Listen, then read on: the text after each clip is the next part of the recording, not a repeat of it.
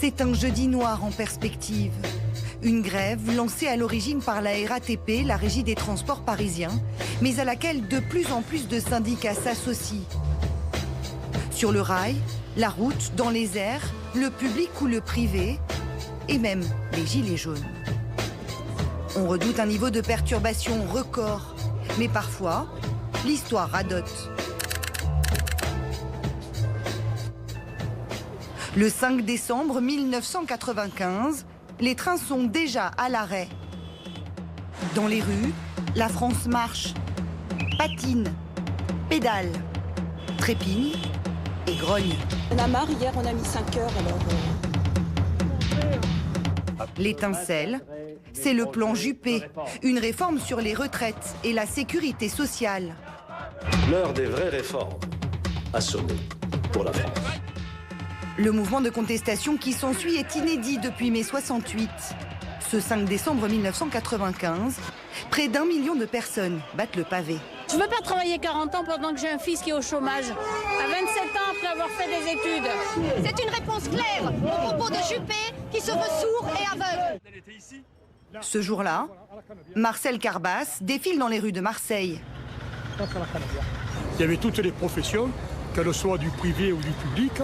Il y avait aussi un grand moment et de mécontentement et en même temps de joie de se retrouver tous ensemble. Une journée historique de mémoire de syndicalistes. Il y avait un sentiment dans la France que ces orientations gouvernementales, personne n'en voulait. Et, effectivement, même ceux qui ne pouvaient pas faire grève donnaient leur accord à l'ensemble des grévistes qui étaient là. Le syndicaliste est aujourd'hui retraité. 24 ans plus tard, jour pour jour, il redescendra dans la rue pour à nouveau défendre les retraites. Un mot d'ordre identique et une colère presque intacte. Si je vous dis la vérité, je suis même plus qu'en colère.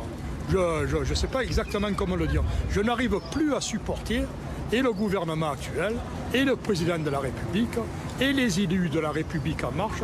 Je trouve, entre parenthèses, qu'ils ont la même morgue qu'avait Juppé en 1995. L'analogie pourrait continuer. La grogne contre la réforme des retraites naissait déjà dans un contexte social tendu. Alors que Jacques Chirac parlait de fracture sociale, les étudiants et les Français les plus pauvres rejoignent les cortèges. On manifeste aujourd'hui à coude avec les salariés, ce qui ne veut pas dire qu'on noie nos revendications dans les revendications du mouvement social, mais qu'on fait naître plus encore de convergence et que c'est unique, on emportera tous le morceau. La grève ne cessera de prendre de l'ampleur. 10 jours plus tard, le 15 décembre 1995, le gouvernement se voit contraint de retirer sa réforme sur les retraites.